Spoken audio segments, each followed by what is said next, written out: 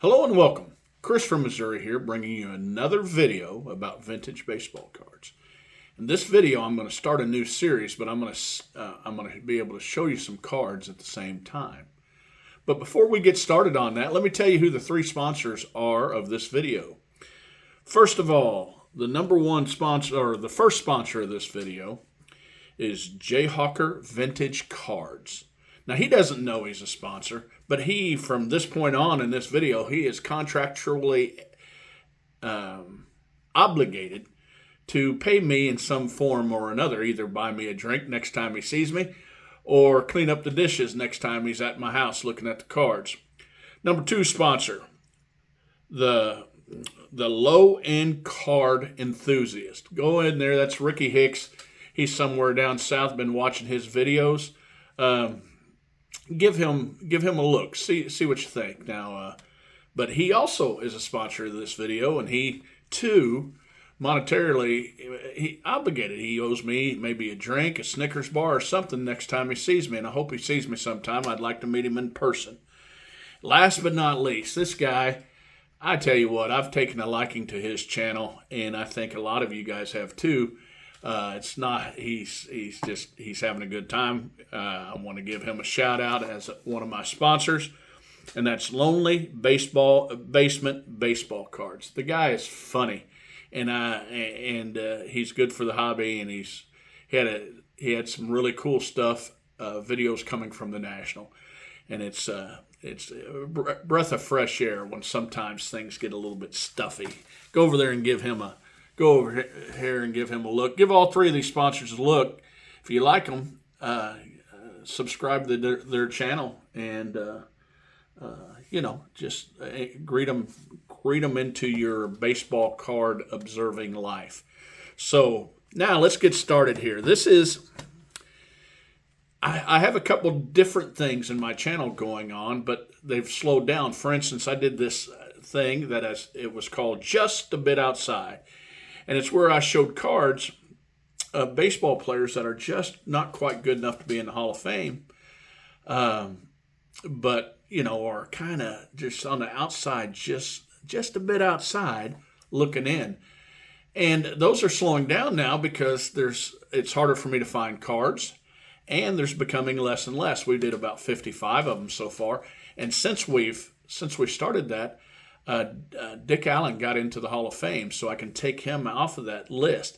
So I haven't been doing a lot of videos on that, and I do these little storytelling stuff. I enjoy it probably more than you guys do, that I tell stories and get to show cards and maybe some stuff that you guys didn't know. Like last time I did a video, I talked about Dennis Eckersley picking off a guy and didn't pick off anybody else for 3 years and then picked off that same guy again. And I'm going to keep doing that kind of stuff because when that comes across my desk or when I learn something about it, I like showing cards and telling the stories like that. But this little series is I'm going to call it Who Wore It Better? And it might have been done by somebody, I don't know. But basically what I'm going to take is a uniform number. Matter of fact, I'm going to do 45 of these episodes because I'm going to go from the uniform number 45 all the way down to 1 and maybe have a bonus one at the end. But what I'm going to do is I'm going to research and see who all wore number 45, who significantly wore number 45. And break it down who I think is the best person who wore it best or who wore it better. And I'm always I don't know about always, but for the most part, I think I'm going to have at least 2 players that I'm going to show and come up and tell you about their stats and how incredible they are. And I'm going to tell you who I think wore the uniform number better. Now, I am not doing this so you guys can call me names because I know I'm going to offend somebody because it's going to be hard for me when I get down to my number because the number of my favorite player is number 5. and that's Johnny Bench. But also my second favorite player is George Brett. And then there's a bunch of people that wore number 5, and I got to choose when I get there. Got to make some hard choices on who wore it better. And so please come along on this little baseball card journey with me. And now that you know we're starting with number 45, you can start guessing and working on number 44. Now, when I pull out the number, I hope I have a baseball card, at least one baseball card of every number I choose. I do player runs, vintage post-war player runs, so I will have all their cards in their run and their basic run. For instance, today I have all the cards in one of the guys' basic runs. I'm not going to show you all the cards. That's not what this is for. I am going to show you some of my favorite cards of that person.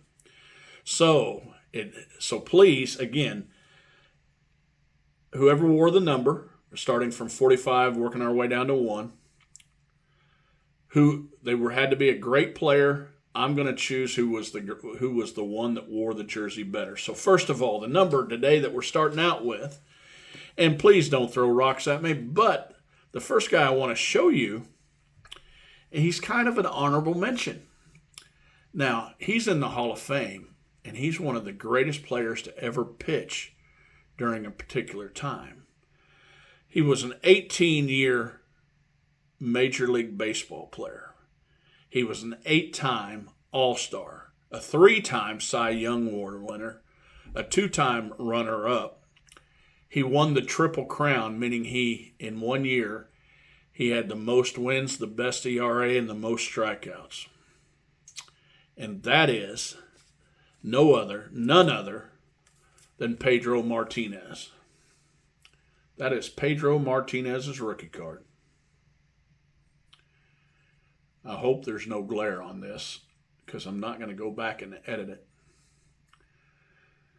Now, Pedro Martinez, incredible pitcher, and I know on here that some of you guys, that's your favorite pitcher, and I bet if somebody would say, who's the greatest right-handed pitcher of all time, some of you guys would list him. He might even be all the way up to some of you guys' number 1 choice.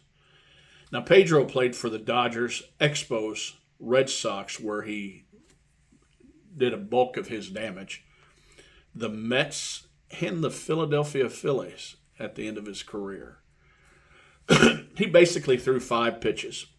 He threw a fastball, a slider, curveball, a sinker, but his best pitch, his knee buckler, his here it comes, you probably know, but it looks like my fastball, and that is a changeup. And he had an incredible changeup, incredible strikeout pitcher. Now he is unlucky to be wearing that number during this exercise that I'm doing, because he would be great on a lot of people's list, and some of you guys might be shouting at the screen right now saying, you got to be kidding me. This guy had an 83.9 WAR. His winning percentage, incredible. 219 wins with only 100 losses. His lifetime ERA in a time of high ERAs is 2.93. He had 3,154 strikeouts. Incredible. He was great in the postseason. He had some fire to him. He had some really intimidating. There was something built up inside of him, and he didn't mind head hunting. He didn't mind. He's old school, didn't mind throwing at you. I wasn't a big fan of Pedro Martinez. I'm becoming more and more of a fan when I start to look on the back of his baseball cards. And if you look at some of his later baseball cards, you're going to see some bold black italics letters showing that he led the league in a lot of different things. But my runner-up for number 45 on who wore it better is Pedro Martinez. Now, you're asking yourself, some of you already know this because you're fans of him, Who in their right mind wore number 45 better than Pedro Martinez?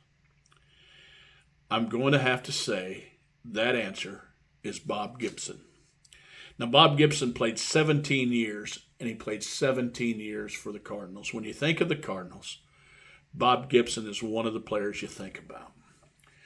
Bob Gibson was one of the premier pitchers in the 60s, the whole decade. His rookie card was in 59, and he just dominated the National League in the 60s. Now, the most wins by anybody in the 60s, I believe, was Juan Marichal, I think. But don't hold me to that. This isn't a history class that you can say, ha, you got it wrong. But you guys, he had that incredible year in 68, and we'll go over that. But he was an 8-time All-Star, a 2-time Cy Young Award winner, a 1-time MVP winner. He won 9 Golden Gloves. Now listen, I know I've said this out loud on here. You got 9 Golden Gloves for a pitcher is kind of a silly stat because there's never been an assistant coach that came up to the coach, the manager, and said, "Hey, we need to put in a defensive replacement at the pitcher's on the pitcher's mound." It is important to be able to field your position, and he fielded the mound as good or better than anyone. He was very athletic. Now he also was he wasn't a very good hitter, but for a pitcher, he was a good hitter. He had 24 career home runs, which is 7th all time by a pitcher. Now he had a WAR 89.7, a little bit higher than Pedro Martinez. His winning total was 251 and 174. He had an ERA of 291, and he had 3,117 strikeouts. Now, he was the second person to ever reach the 3,000 strikeout plateau. Walter Johnson did it before 1920-ish kind of stuff, and some great pitchers in between, Warren Spahn and Bob Feller, and just a ton of great pitchers. But none of them had 3,000 strikeouts until the second one was Bob Gibson. Now, Bob Gibson, let me show you some of his cards, but Bob Gibson in 1968 had a record of 22-9 with a 1.12 ERA. My question then there is, with a 1.12 ERA, how in the world did he have 9 losses? I mean, geez. I tell you, I did look this up. He didn't have any home runs to help himself out much in '68, but man, he was dominant. He had 9 losses, with a 1.12 ERA. In that year, 1968, where he won the Most Valuable Player award, he had 13 shutouts and 28 complete games. He had 268. He had 13 shutouts. I want to make sure I said that correctly. 13 shutouts with 28 complete games. And he ended the year with 268 strikeouts. What a year. What a season. What a player. Now, I have the whole Bob Gibson run, and I'm proud of that. I love showing, but I love getting these cards out and showing. Here's a 1972 Topps, one of my favorite years. A 1968 Topps. Now, this does not show the stats of his 68 season because that's in his 1969 card. 1965, Bob Gibson.